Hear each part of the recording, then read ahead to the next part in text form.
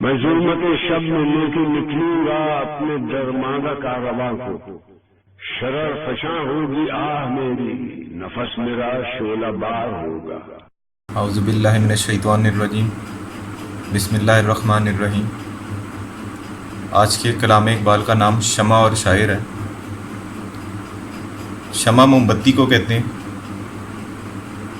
اور موم بتی کی آپ نے ایک بات یاد رکھنی ہے کہ جب وہ چلتی ہے نا تو جو پروانے ہوتے ہیں وہ اس روشنی کی طلب میں اس کی طرف آتے ہیں، لپکتے ہیں، کیونکہ پروانہ روشنی کا عاشق ہوتا ہے۔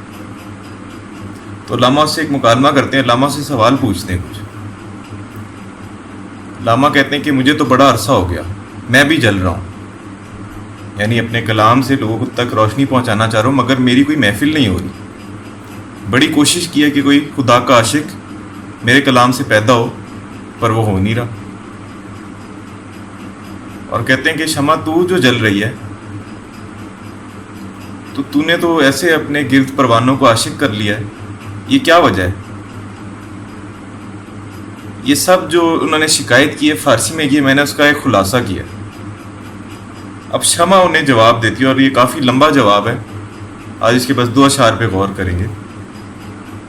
شمع کہتی ہے، مجھ کو جو موج نفس دیتی ہے پیغام اجل، لب اسی موج نفس سے ہے نوا پیرا تیرا۔ مجھ کو جو موج نفس دیتی ہے پیغام اجل۔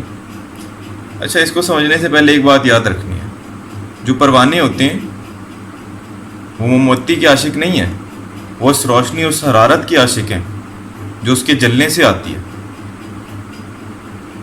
تو اب شمع یعنی جو موم بتی علامہ کو ایک بات بتاتی ہے، کہتے ہیں مجھ کو جو موج نفس دیتی ہے پیغام اجل۔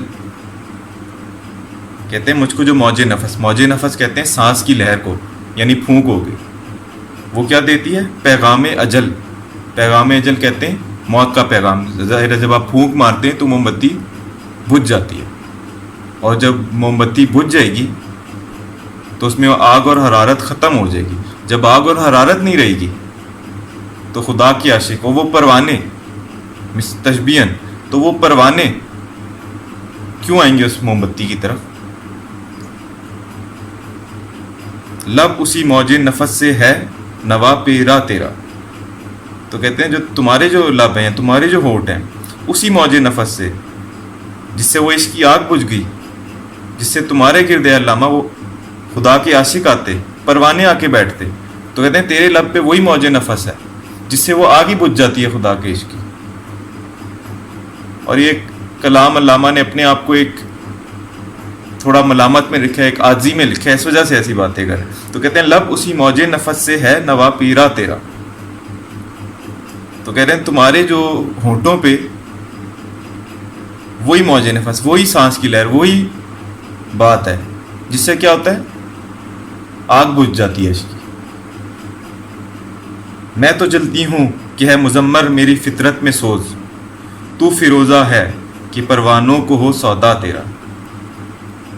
اب موم بتی کہتی ہے میں تو جلتی ہوں کہ ہے مزمر چھپی ہوئی کو کہتے ہیں، میری فطرت میں یعنی میری نیچر میں، سوز یعنی درد و گداز ہو گیا۔ یہاں پہ اس طرح تشبیہ لیں کہ خدا کے عاشق، خدا کے عشق کا درد۔ میں تو جلتی ہوں کہ ہے مزمر میری فطرت میں سوز، تو فیروزہ ہے کہ پروانوں کو ہو سودا تیرا۔ تو کہتے ہیں جو تیرے پاس وہ عاشق اس وجہ سے نہیں آ رہے کہ تم اس وجہ، تو فیروزہ ہے کہ پروانوں کو ہو سودا تیرا۔ کہتے ہیں تم تو اس وجہ سے جل رہے ہو، تم اس وجہ سے کلام لکھتے ہو کیونکہ تمہاری نیت یہ ہے کہ پروانوں کو، کہ خدا کے عاشقوں کو تیرا سودا، وہ تمہارے ارد گرد آ کے بیٹھیں، تمہاری باتیں سنیں۔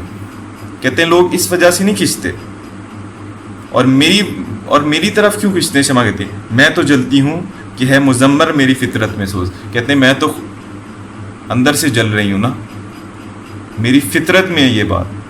تو کہتے ہیں شمع انہیں بات سمجھا رہی ہے کہ جب تمہارے دل کے اندر آگ لگی ہوگی، خدا کے عشق کی آگ لگی ہوگی، تو خود ہی خدا کے پروانے تمہارے ارد گرد آ کے بیٹھ جائیں۔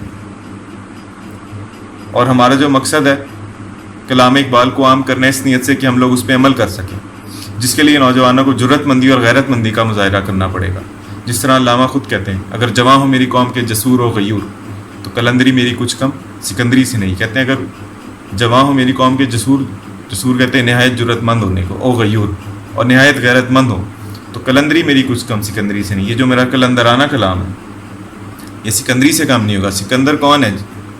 جس نے آدھی دنیا فتح کی تھی، جس کی بڑی شان و شوکت تھی. شکریہ.